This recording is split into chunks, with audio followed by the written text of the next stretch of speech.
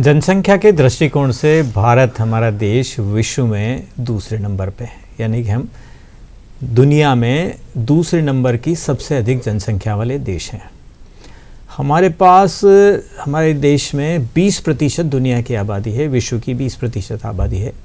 हमारे पास 4% विश्व की ज़मीन है और 2% जल है। अगर हम इसको प्रतिदिन के हिसाब से या प्रति मिनट के या प्रति सेकंड के हिसाब से देखें तो हमारे देश में प्रति मिनट 33 बच्चे पैदा होते हैं। अब हम दुनिया के जो सबसे अधिक आबादी वाले देश से उससे आइए तुलना करते हैं, वो हमारा पड़ोसी देश है चाइना। चाइना में प्रति मिनट 11 बच्चे पैदा होते हैं। हमसे 3 गुना ज़्यादा ज़मीन है, करीब 13 गुना ज़्यादा पानी है, यानी वो देश भी बड़ा है। उनकी आबादी अगर है तो है, लेकिन हमें अपने संसाधनों को देखते हुए अगर हम देखें तो हमें अपनी आबादी पे, हमारी जनसंख्या पे नियंत्रण करना बहुत ही ज़रूरी है। और आज बीच बहस में हम इसी विषय पर चर्चा करेंगे। हमारे बीच में विशेषज्ञ तौर पर आज मौजूद हैं अबू बकर नकवी साहब। आप पूर्व अध्यक्ष रहे हैं हमारे वक्फ बोर्ड के, राजस्थान के, और इसके अलावा आप मुस्लिम राष्ट्रीय मंच के राष्ट्रीय संयोजक हैं।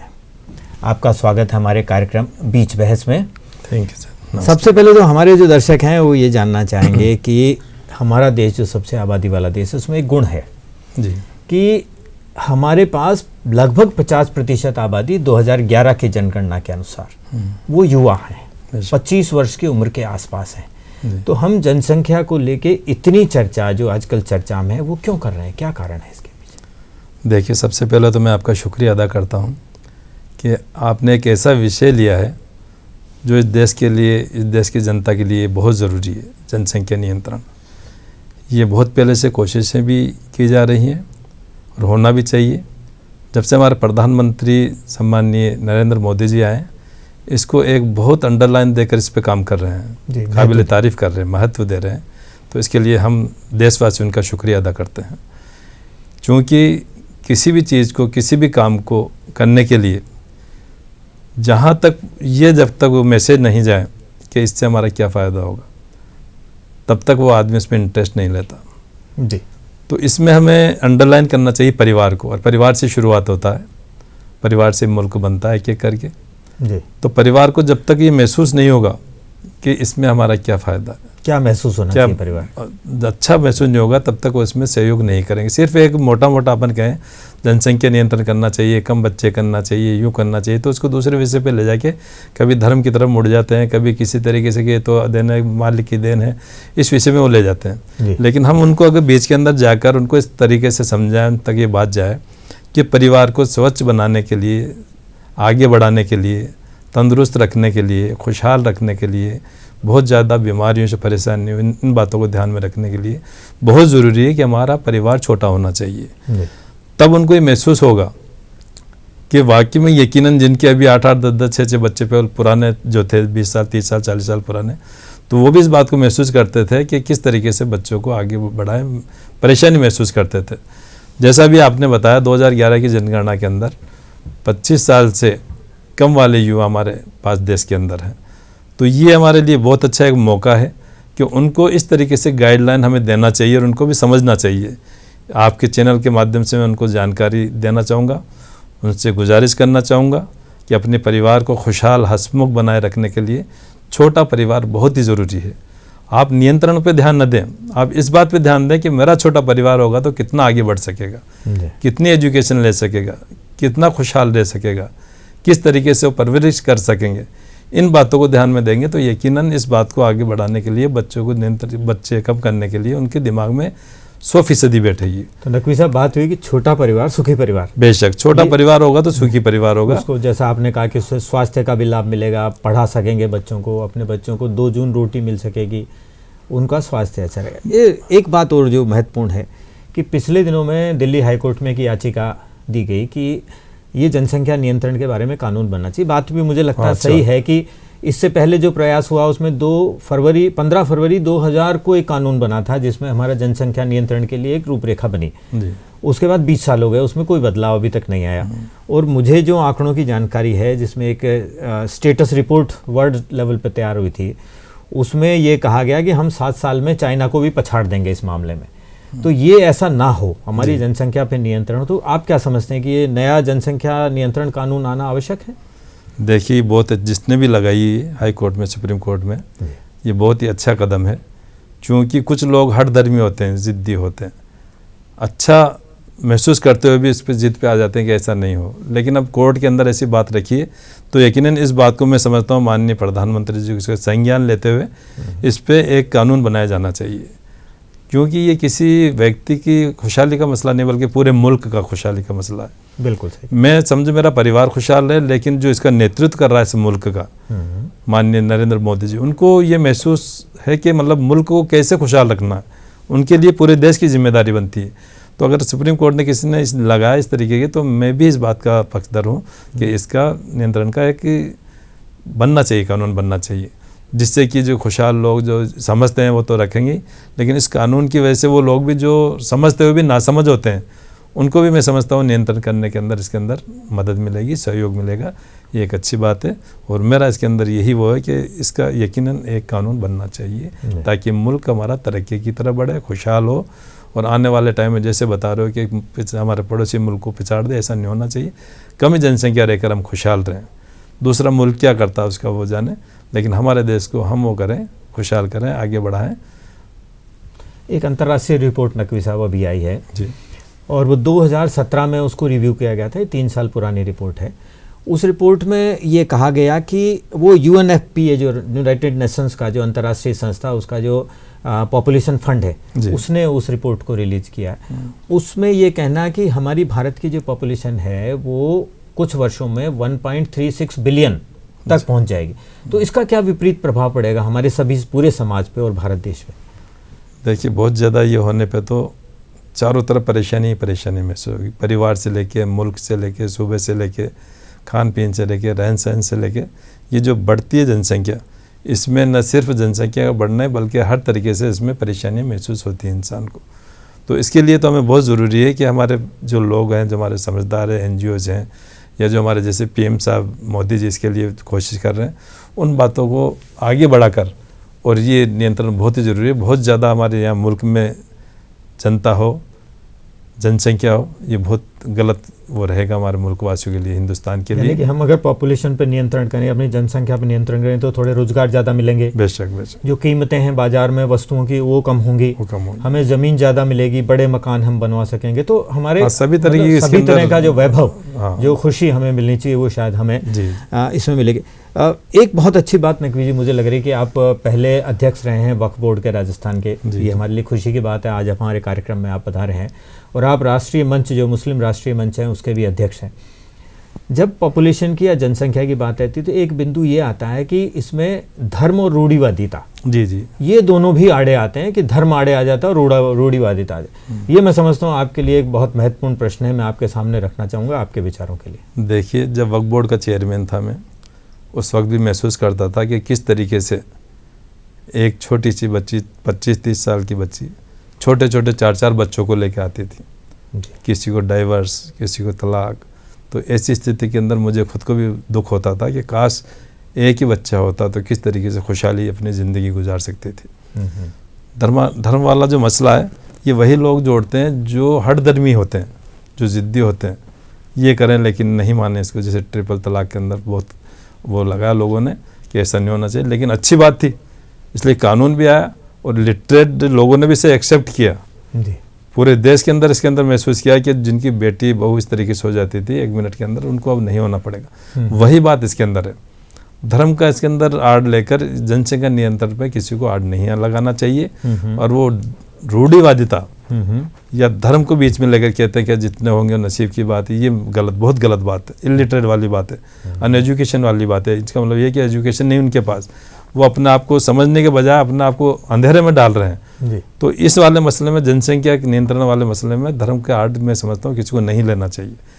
और रूढ़िवादिता जो चली आ रही है, इस रूढ़िवादिता को ख़त्म करके, और अब चाहिए कि अपना आपके परिवार अच्छे बने। पहले ही मुस्लिम समाज के अंदर देखा मैंने, एजुकेशन बहुत कम है।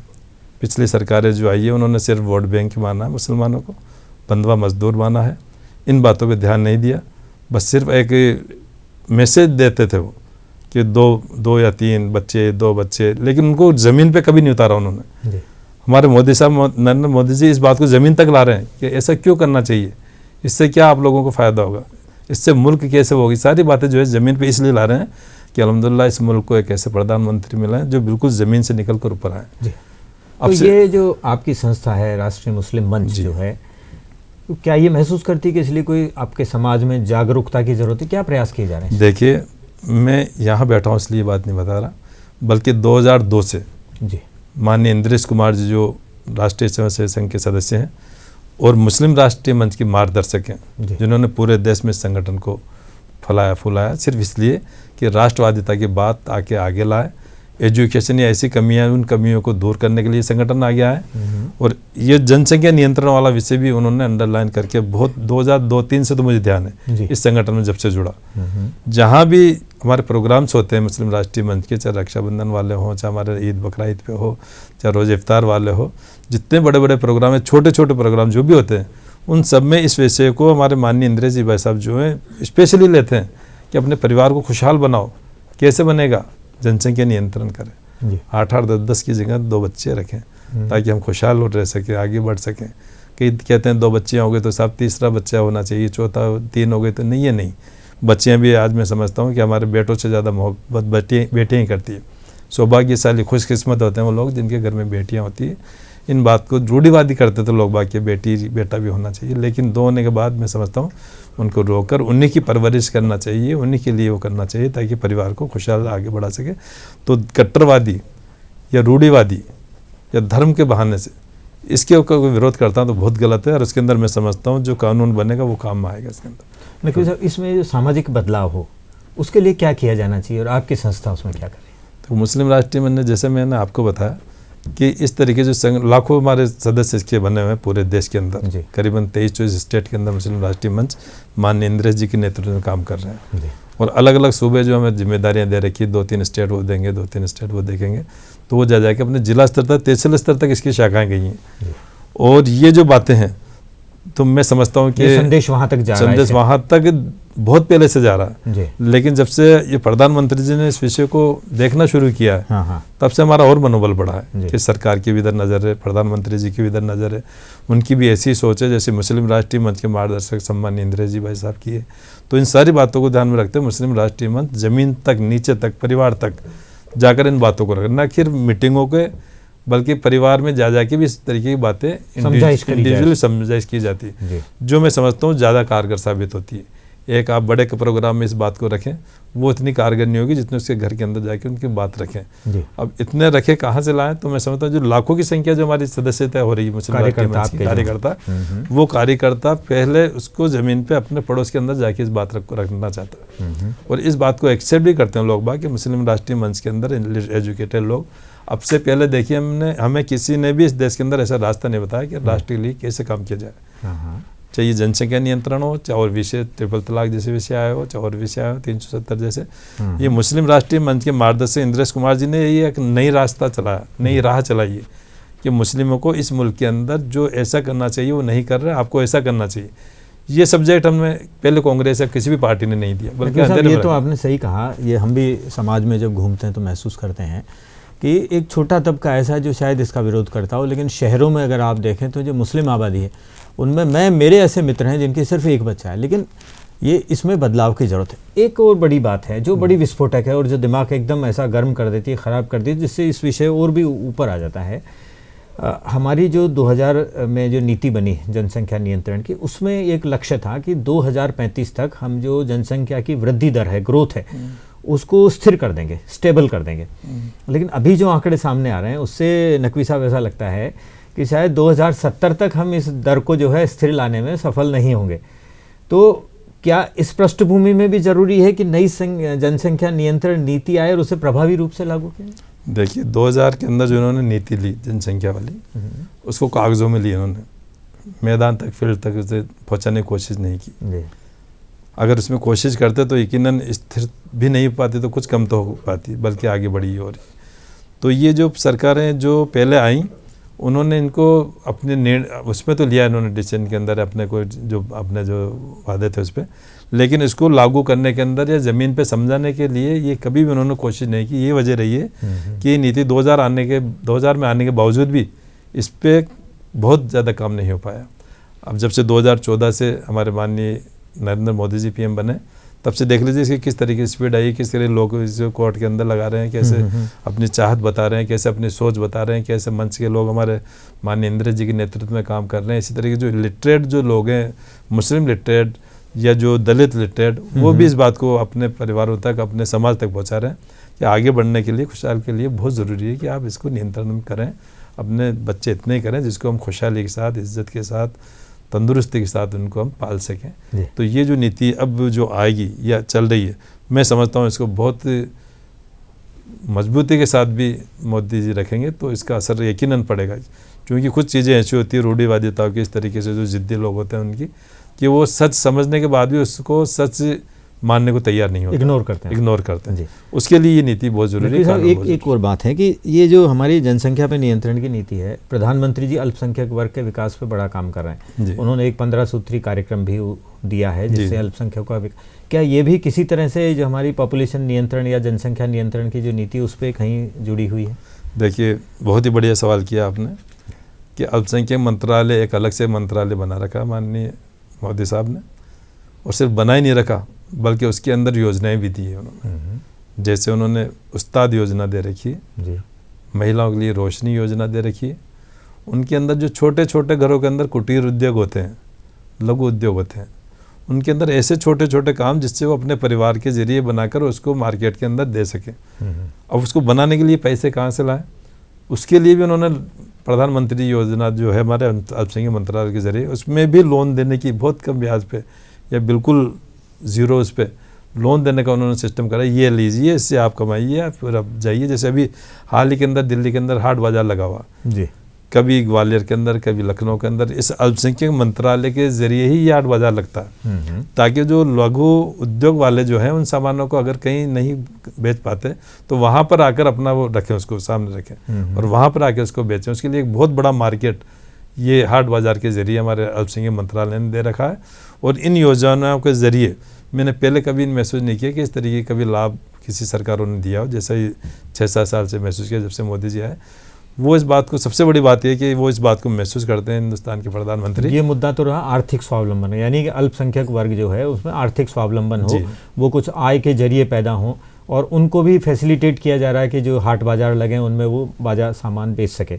इसमें सामाजिक विकास और जनसंख्या नियंत्रण पे कुछ विशेष केंद्रित किया गया? देखिए, जब आदमी को लगेगा कि मैं इस तरीके से हाट बाजार या कुटीर उद्योग ऐसे कोई काम करता हूँ तो उसके अंदर छोटा परिवार होगा, तभी इस काम को हम बहुत अच्छी तरीके से आगे बढ़ा पाएंगे जी। बहुत ज़्यादा वो होने पे, परिवार होने में उस पर ध्यान नहीं दे पाते। छोटे छोटे बच्चे किस तरीके से न एजुकेशन ले पाते, न कुछ तरीके से कोई काम सीख पाते। तो ये समाज के अंदर भी मैसेज होता है कि बच्चे कमाएंगे तो यकीनन इन कामों को अच्छी तरीके से डेवलप कर सकेंगे, और जिस तरीके से गाइडलाइन, जिस तरीके से हमारे माँ बाप, हमारा परिवार आगे चलाएगा हमें, वैसे चल पाएंगे। बहुत ज़्यादा में वो डिस्टर्बेंस से हो जाते हैं बच्चों के, से कौन से बच्चों को क्या करें, कौन से बच्चों को क्या करें, तो खुद भी अपने आप को अस्थिर महसूस करते हैं। क्योंकि साहब आप समाज से जुड़े रहे हैं एक नेता के बतौर में, और अपने समाज से भी सीधे जुड़े रहे हैं एक संस्था के माध्यम से, तो आप क्या कहना चाहेंगे समाज को कि कैसे करें हम जनसंख्या नियंत्रण, ताकि जो हमारे संसाधनों पे दबाव आ रहा है, जनसंख्या बढ़ती जा रही तो ज़मीन पे दबाव आ रहा है, हमारे स्वास्थ्य पे दबाव आ रहा है। एक मैं आपको बात बताना चाहूँगा कि आज के 35 साल पहले वर्ल्ड हेल्थ ऑर्गेनाइजेशन ने एक अनुसंधान किया था, एक शोध उनका सामने आया।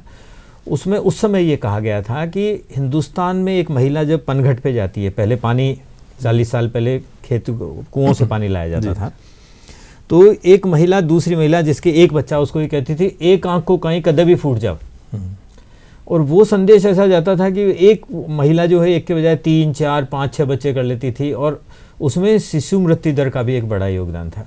आज भी हमारे यहाँ जो शिशु मृत्यु दर है वो 33 का आंकड़ा उसका आ रहा है, काफ़ी ज़्यादा शिशु मृत्यु दर है, उस पर भी नियंत्रण करने की ज़रूरत है। तो क्या ये हम सोच सकते हैं कि ये जो कारण है उन पे भी अगर हम नियंत्रण करते हैं तो उन कारणों पे भी थोड़ा सा प्रेशर आएगा और हम एक वैभवशाली, अच्छा, संपन्न जीवन जी सकें? देखिए, देना लेना सब ईश्वर के हाथ में होता है। रूढ़िवादी अपने विषय को अपने हिसाब से रखता है, और समझदार इंसान है वो अपनी ज़िंदगी को अपना हिसाब से जीता है। तो इस तरीके के जो ये इस तरीके के एग्जाम्पल देकर जो रोकने की वो करते हैं, मैं समझता हूँ ये सही नहीं है, क्योंकि पालने वाला ईश्वर है। एक बच्चा है, वो मान लीजिए फिर कोई ईश्वर न करे ऐसी कोई बात होती है तो नसीब की होती है, लेकिन हम भी तो ये कह रहे हैं ना, एक नहीं 2 बच्चे तक सीमित रहना चाहिए जी। 2 बच्चों के बाद ये नहीं सोचना चाहिए कि इसे किसी न किसी लालच में बच्चे की या किसी और लालच में आगे बढ़ाएं, जनसंख्या बढ़ाएं, ये नहीं होना चाहिए। तो मैं आपके ज़रिए समाज को यही मैसेज देना चाहूँगा, रिक्वेस्ट करना चाहूँगा कि ये चीज़ें ऐसी चीज़ें हैं जो अपने आप को खुशहाल रखने वाली है। जनसंख्या नियंत्रण पे ध्यान न दें, आप ये ध्यान दें कि मेरे परिवार को मैं छोटा किस तरीके से खुशहाल बना सकूँ। ऑटोमेटिक देश के अंदर जनसंख्या नियंत्रण हो जाएगी। एक एक करके हर परिवार इस तरीके करता तो ऑटोमेटिक पूरे देश के अंदर ही नियंत्रण की विषय आ जाता है। अब से पहले हमने महसूस किया कि जब भी ऐसी कोई बातें आती थी 20-25 सालों पहले, बस एक दे दिया करते थे कि ये करना है, 2 बच्चे करना है, लेकिन उसको ज़्यादा ध्यान नहीं दिया करते, हल्के में लिया करते, ठीक है विषय दे दिया, भागता आगे, अभी ज़्यादा करो कम करो। मैं समझता हूँ बल्कि वोट बैंक की राजनीति खेलते थे लोग कि ये होंगे हमारा वोट बैंक है मुस्लिम, इसमें जितना ज़्यादा होगा 20 साल बाद हमारा वोट हो जाएगी। ये बहुत छोटी सोच करके उनको बहुत पीछे धकेला गया इस देश के अंदर। तो इस चीज़ पे ध्यान देना बहुत ज़रूरी है हमारे परिवार वालों को, हमारे जो समाज के लोग हैं, कि हम 2 ही बच्चे, कम ही बच्चे करके और इसको जनसंख्या नियंत्रण वालों को हम स्वीकार करें और कोशिश करें कि हमारे परिवार को आगे बढ़ाएं, खुशहाल बढ़ाएं, हम भी खुश रहें, आने वाली ज़िंदगी हमारा भी खुशहाल हो। और जो भी विषय में जिस तरीके से मिलते हैं, मैं समझता हूँ कि हमारे इस देश के अंदर एक नया रास्ता में मुस्लिम राष्ट्रीय मंच के ज़रिए मिला है। जैसे एक विषय में इन्होंने भी दे रखा सिंधु दर्शन यात्रा वाला भी, जो हमारे पूरे देश से जाते हैं, जहाँ पर चाइना की गलत नज़र है, दुश्मनी वाली नज़र है, वहाँ पर उसको हड़पने के लिए। लेकिन 25-24 साल पहले, हर साल जो हमारे माननीय इंद्रेश जी हैं, वो हिमालय परिवार के जरिए वहाँ पे हर साल जाके एक प्रोग्राम कार्यक्रम करते हैं। आज वहाँ पर ऐसा मैसेज बन गया है कि हमारे मुल्क का, हमारे मुल्क के लोग यहाँ पर आते हैं और हम एक ही मुल्क हैं, अलग नहीं है वो लेह लद्दाख यहाँ से। वो सिंधु दर्शन यात्रा ही हो गई कि हिंदुस्तान की एक रास्ता खुला है। हमारे यहाँ के जो राजस्थान के हमारे जो दिलबाग सिंह जी है केंद्रीय महामंत्री, वो भी इसको पूरे केंद्र को केंद्रित करके करते हैं। अभी 25वां जो होगा, इसके माध्यम से हम जो जन जागरण हो रहा है उसके एक नकवी साहब और बात है कि समाज में एक बात है, एक तो अर्ली मैरिज, बाल विवाह जी, दूसरा कि इसके अंदर हम बाल विवाह के साथ साथ परिवार नियोजन के जो माध्यम है उनको नहीं अपनाते, उनके प्रति जागृति नहीं है, और एक शिक्षा की कमी। क्या मानते हैं कि ये तीनों एक महत्वपूर्ण विषय है जिसपे समाजों को और सोचना चाहिए और इस पे जन चेतना ऐसे जो आपका मंच है उसके माध्यम से की जानी चाहिए? जनसंख्या नियंत्रण के लिए तीनों बिंदु बहुत ज़रूरी है इस मुल्क के लिए, क्योंकि इसके अंदर इन विषयों से ही इंसान समझ पाता है कि किस तरीके से कम उम्र के अंदर जब उसके बच्चे हो जाएंगे किस तरीके से संभाल पाएगा। जब अपना आप खुद ही अपने पैरों पर खड़ा नहीं रहेगा, 15 साल का 16 साल का बच्चा, 14 साल 15 साल की बच्ची, तो वो किस कमज़ोर अवस्था के अंदर अपना परिवार को पालना दूर खुद को ही नहीं पाल पाते। तो ये जो विषय आते हैं जो करते हैं, माँ बाप की गलतियाँ होती हैं, लेकिन हमारे मुल्क में धीरे धीरे इस बात को तो देखने को मिल रहा है कि बाल विवाह करने से कुछ सहम से गए, अब कोशिश कर रहे हैं कि नहीं बाल विवाह नहीं, कुछ ये मान लीजिए कि अपने बच्चों की उसके लिए, और कुछ दबाव डर की वजह से कि ऐसा न हो जाए बाल विवाह के अंदर कोई जानकारी हो जाए गवर्नमेंट को तो वो आके हमें इस तरीके कानूनी अड़चन। तो मैं समझता हूँ अगर अच्छे काम के लिए कानूनी अड़चन भी हो तो बहुत ज़रूरी है इस मुल्क के लिए।